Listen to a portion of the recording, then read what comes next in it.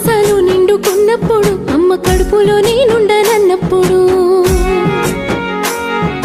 నవమాసాలు నిండుకున్నప్పుడు అమ్మ కడుపులో నేనుండనన్నప్పుడు నవమాసాలు నిండిపోయాయి నీ కడుపులో నేనిక ఉండలేను ఈ అందమైన లోకాన్ని చూడాలనుకుంటున్నానని అన్న రోజే అమ్మ నిన్ను బయటికి తీసుకువస్తుందంట